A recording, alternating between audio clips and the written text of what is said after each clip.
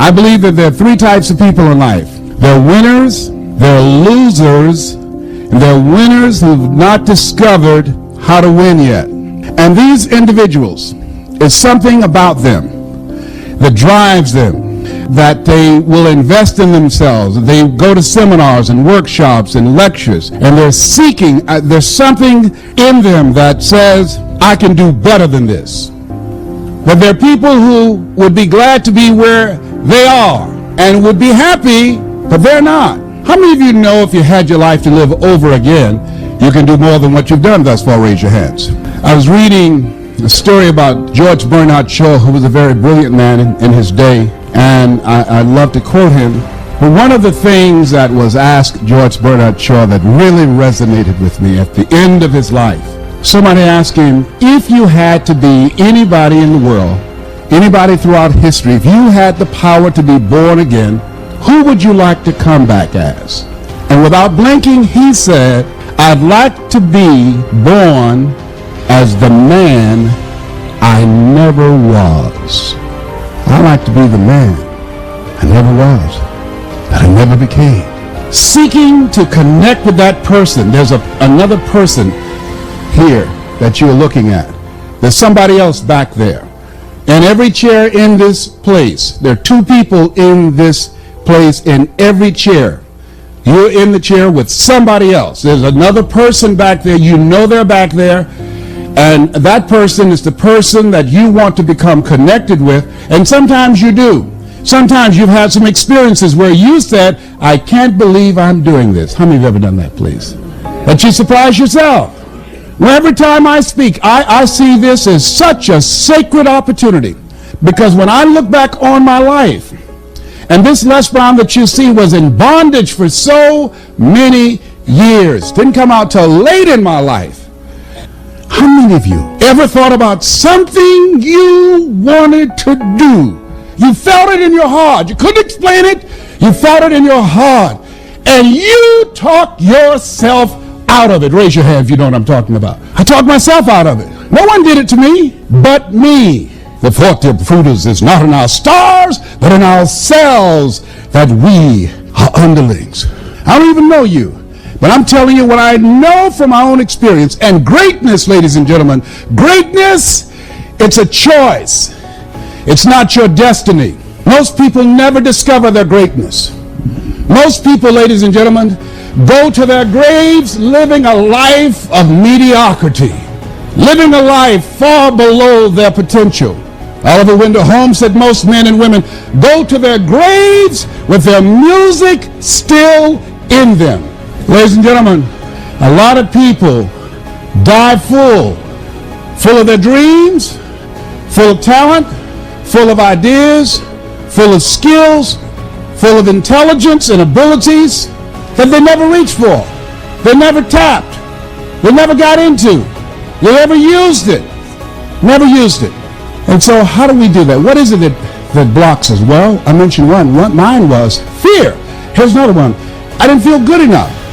I was comparing myself to other people. I didn't feel, because I didn't have a college education, and based upon my failures and disappointments in the past and things that I'd attempted to do and they did not work out, I built a very practical, realistic, logical case on why I couldn't have my dream.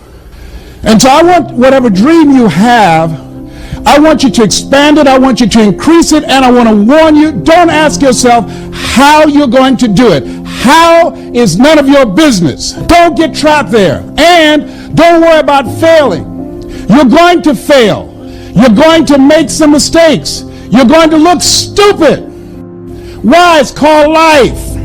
Make it okay to fail.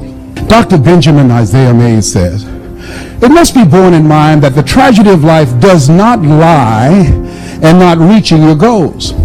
The tragedy lies in not having any goals to reach. It isn't a calamity to die with dreams unfulfilled, but it is a calamity not to dream.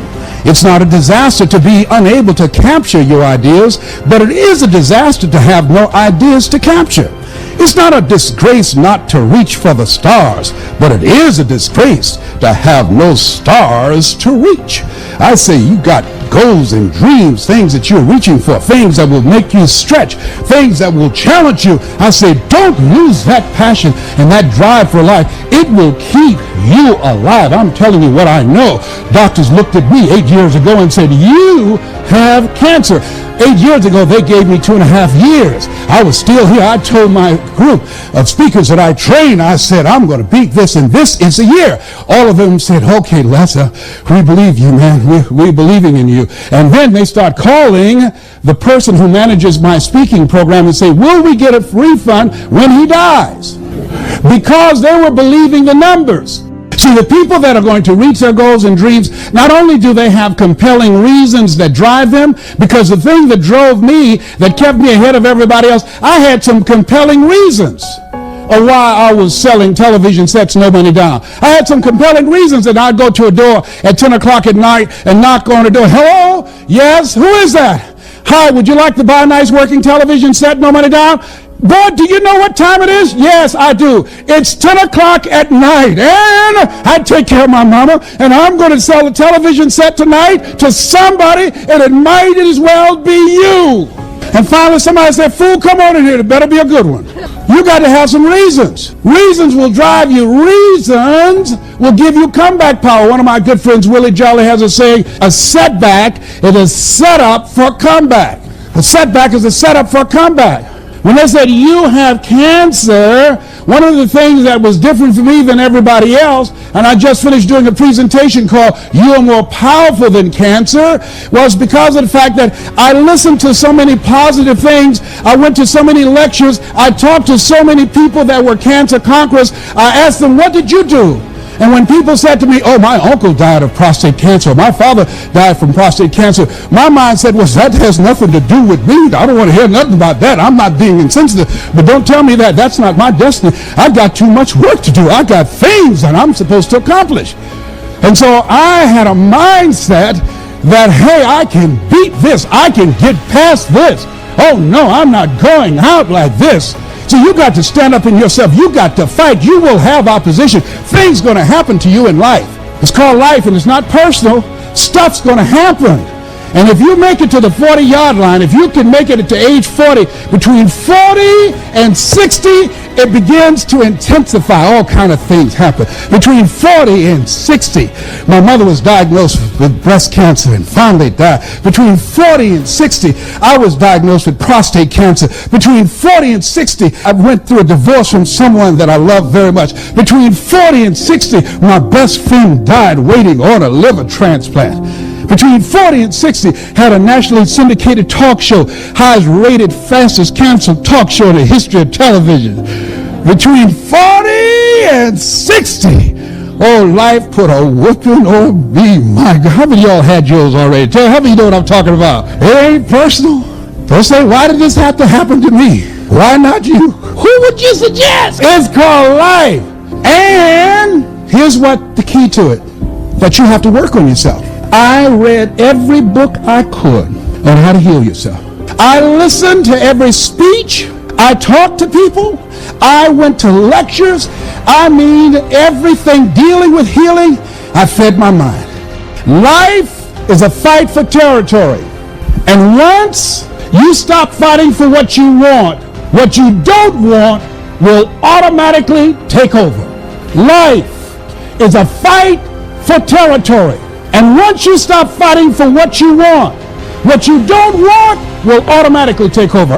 What working on yourself does, by setting aside time to work on your mind, to go seminars and workshops, it causes you to begin to reflect on yourself, to take personal inventory, and to upgrade your game plan and your strategy, but it increases your faith. See, a belief is something that continues to grow. What I earn is a reflection of what I believe subconsciously that I deserve. They did this study with these senior citizens in their 80s and 90s and said, you look back on your life, what do you like to say right now? You know what they said?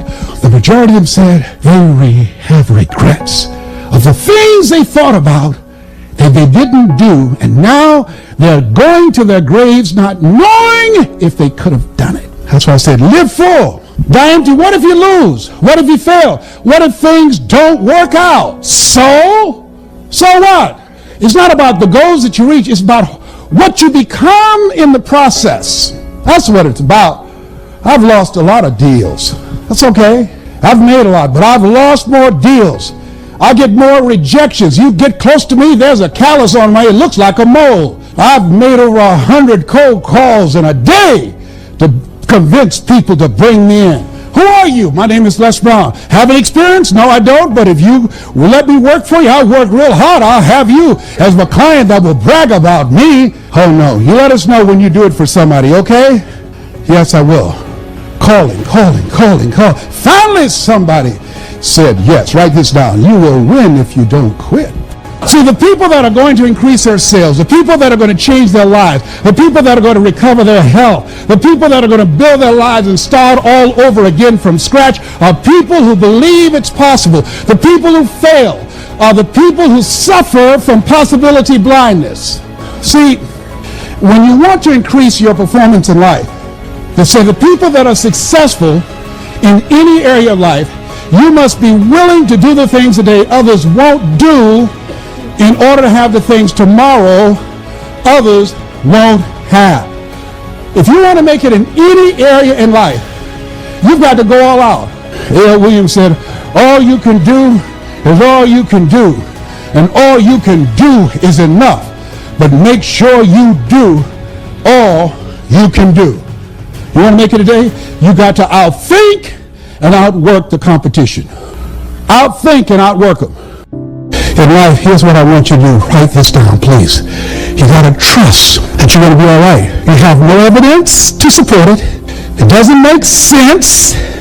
You can't point anything to say, well, this is why. There's no logic in it. There's no way in which you can logically and practically and realistically support it and prove it. That's why you got to have faith and you got to have trust. Somehow, some way you've got to have that you're going to come through. And I can tell you, some things will begin to happen that you will not even anticipate. The phone will begin to ring. Deals will come out of nowhere. Somebody will recommend you. Someone you talked to years ago and gave them a brochure and put it on the desk, and somebody in their office came in and picked up your card or picked up your brochure and called you out of the blue. I remember years ago, I read an interview by James Brown. At that time, he was recognized as the hardest working man in show business. And it was my senior year, 1963. And an interview, they asked him, what was your greatest performance? At that time, his number one song was, Please, Please, Please, Please. And they had a cape and put it on his back. Baby, please don't go. And he would throw the cape off and run back on stage. He'd do the James Brown stuff. And he said in that interview, when they asked him, what was your greatest performance? And he said, the last one. The last one. See, you're always in competition with yourself. I'm working on being the best presenter I have never been. You working on being the best salesperson you've never been. You working on being the best father, the best mother you've never been, the best entrepreneur you've never been. There's somebody else in you back there, and as you work toward becoming that person, who you are right now must die daily. You've got to kill that person off. You've got to be willing to give up who you've been for who you can become, to release what Elizabeth Browning called the imprisoned splendor. The road will come as you take each step. That you're going to go into uncharted territory. You're going to do what Henry David Thoreau said. Do not go where the path may lead, but go where there's no path and leave a trail. You're going to break records. You're going to do some things when you challenge yourself, when you work on yourself, because you don't get in life what you want, you get in life what you are. Most people don't know. If you want to improve your income, you want to improve your circumstances, you want to improve your commissions, you want to improve your life, you got to first improve yourself.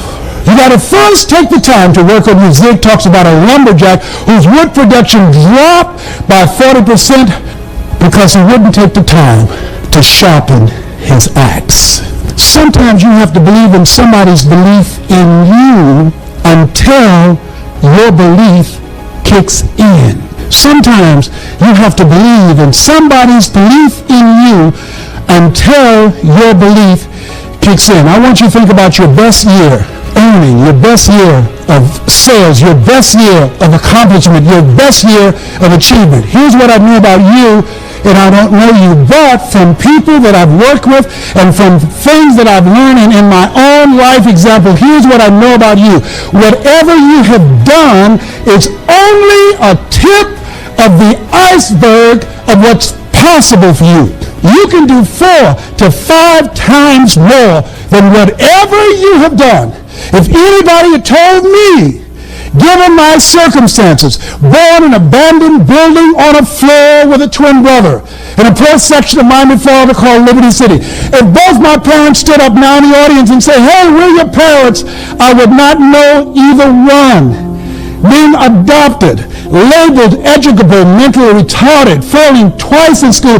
If anybody had told me that in my future I would be speaking to you, in my future I would write books, in my future, even though I don't have a college education, I would produce 6 different specials for PBS and earn millions of dollars. In my future, I would have a nationally syndicated talk show. In my future, I would travel around the world and speak to over 80,000 people in the Georgia Dome. Nobody could have convinced me when I was working at Sears as a salesperson, when I was working for the Miami Sanitation Department as a garbage collector, making $8 an hour. No one could have looked at me when I was walking to empty their garbage and pushing that can forward and kicking it and getting up under it and moving it and straightening my back and walking with it to empty that stinking garbage in a truck with other men older than me and stronger than me.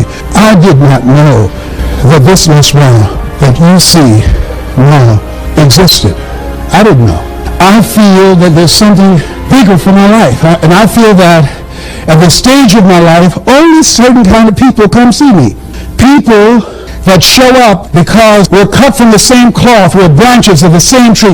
People who feel me in their heart. People who are strange people like me. You're strange. That's why you're here. You're different. Mr. Welch said, Mr. Brown, yes, sir. You want to be successful? Yes, sir. Don't follow what other people do. I feel like a stranger when I have family reunions with my family. When I go to my reunions with my classmates, they talk about retirement. Life is about change. Human beings were built for change. Animals can't change. An alligator can't be anything but an alligator. A tree can't be anything but a tree. Human beings, we were built for change, to reinvent ourselves. You must be born again. There's something in you. You're pregnant with unlimited possibilities. You're pregnant with greatness. There's some things in you. In this room, some entrepreneurs. In this room, some millionaires. In this room, some great ideas, great strategies. In this room, some great concepts for business. In this room, great fathers, great mothers, great community activists, and policymakers. In this room is greatness. In this room. I don't know what your goals are. I don't know what you want to do. Here's what I feel. Here's what I have coming to me in my mind that I feel from you. And why you've taken this slice of your life to spend this time with me, to honor me with your presence, because time is so important. I believe that there's somebody in here that it's your time.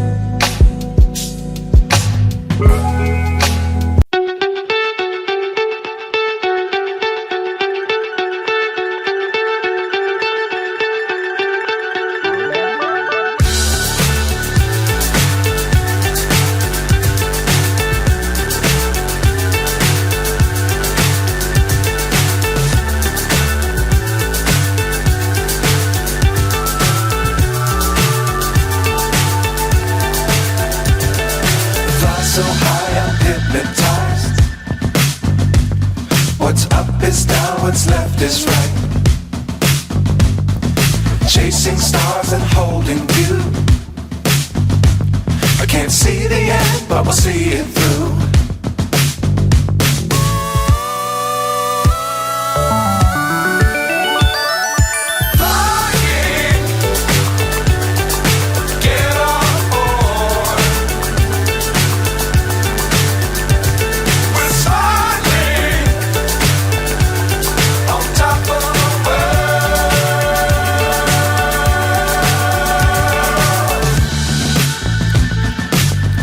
Times don't fly too high. Be sure to keep the ground in sight. Fly forever if you keep it tight. Love the world but keep the sky on your mind.